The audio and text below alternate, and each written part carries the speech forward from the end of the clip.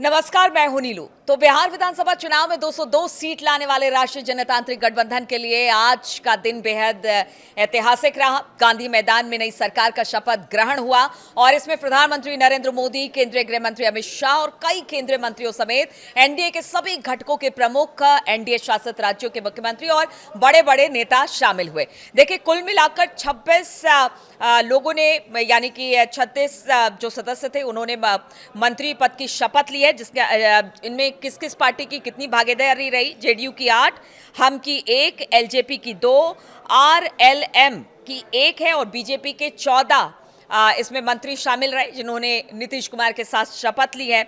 अब नाम सिलसिलेवार ढंग से अब आपको बता देते हैं। तो नीतीश कुमार, सम्राट चौधरी, विजय कुमार सिन्हा, विजय कुमार चौधरी, ब्रिजेंद्र प्रसाद यादव, श्रवण कुमार, मंगल पांडे, दिलीप कुमार जायसवाल, अशोक चौधरी, इसके अलावा श्रीमती लेसी सिंह, मदन सहनी, नितिन नदीन, राम कृपाल यादव, संतोष कुमार सुमन, सुनील कुमार, मोहम्मद जमा खान, इसके अलावा संजय सिंह टाइगर, इसके अलावा अरुण शंकर प्रसाद, सुरेंद्र मेहता, नारायण प्रसाद, श्रीमती एम निषाद, लखेंद्र कुमार रोशन, सुश्री श्रेयसी सिंह, प्रमोद कुमार, संजय कुमार, सज्जन कुमार सिंह और दीपक प्रकाश इसमें शामिल है। तो आप देखें, इन लोगों ने आज शपथ ली है और नीतीश कुमार के अलावा ये सारे लोग शपथ ले चुके हैं। अब किसको कौन सा पोर्टफोलियो मिलेगा वो भी बहुत जल्द तय हो जाएगा। हालांकि देखिए, कल जिस तरह से अमित शाह पहुंचे थे पटना और उसके बाद जेडीयू, बीजेपी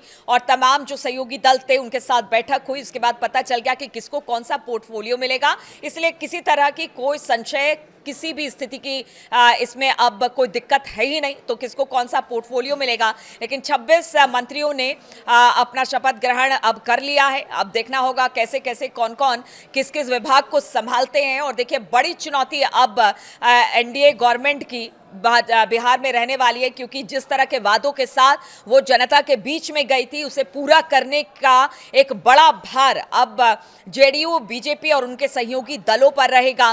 क्योंकि इसमें मुफ्त बिजली भी है, पैसा भी है, जो महिलाओं के खाते में पैसा है, बाकी लखपति दीदी है, बहुत सारे ऐसे वादे थे, इसलिए भार बहुत ज्यादा है। लेकिन अब देखना होगा कि जो मंत्री अपने पोर्टफोलियो को संभालेंगे वो किस तरह से अपने काम को अंजाम देते हैं। क्योंकि हमने देखा है, जब भी बीजेपी या फिर एनडीए कहीं पर भी अपनी सरकार बनाती है, तो उसके दूसरे दिन से जिस दिन मुख्यमंत्री पद की शपथ ली जाती है या तमाम मंत्री अपना शपथ लेते हैं, उनका कामकाज शुरू हो जाता है। और इस बार तो ऐतिहासिक है।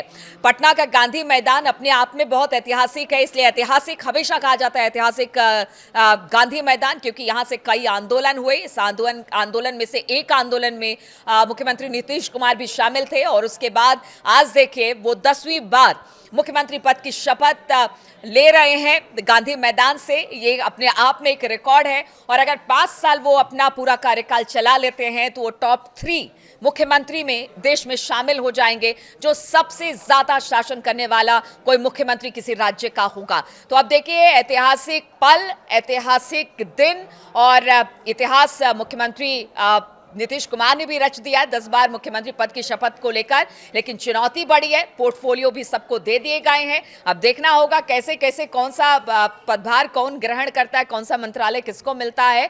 लेकिन आज का दिन एनडीए के लिए, जेडीयू के लिए, बीजेपी के लिए और खास तौर पर उनके सहयोगी दलों के लिए बहुत अहम है। क्योंकि आज प्रधानमंत्री खुद मंच पर हैं, अमित शाह खुद मंच पर हैं और जो जोड़ी थी नीतीश और मोदी की, वो जबरदस्त तरीके से हिट हुई। इसलिए कहा जा रहा है कि आज जिस तरह से प्रदर्शन हो रहा है, एक शक्ति प्रदर्शन के तौर पर इस शपथ ग्रहण समारोह को देखा जा रहा है।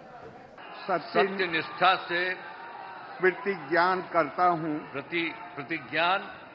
करता हूँ कि मैं विधि द्वारा स्थापित भारत के संविधान के प्रति सच्ची श्रद्धा और निष्ठा रखूंगा। मैं भारत की प्रभुता और अखंडता अक्षुण्ण रखूंगा। मैं बिहार राज्य के मुख्यमंत्री के रूप में मैं अपने कर्तव्यों का श्रद्धापूर्वक और शुद्ध अंतःकरण से निर्वहन करूंगा। तथा मैं भय या पक्षपात, अनुराग या द्वेष के बिना सभी सरकार के लोगों के प्रति संविधान और विधि के अनुसार न्याय करूंगा। मैं नीतीश कुमार सत्यनिष्ठा से प्रतिज्ञान करता हूं कि जो विषय बिहार राज्य के मुख्यमंत्री के रूप में मेरे विचार के लिए लाया जाएगा अथवा मुझे ज्ञात होगा, उसे किसी व्यक्ति या व्यक्तियों को तब से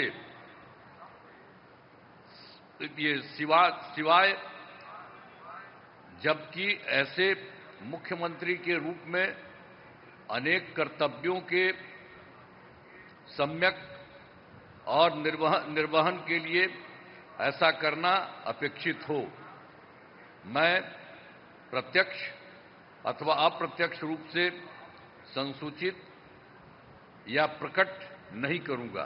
धन्यवाद। धन्यवाद। बधाई।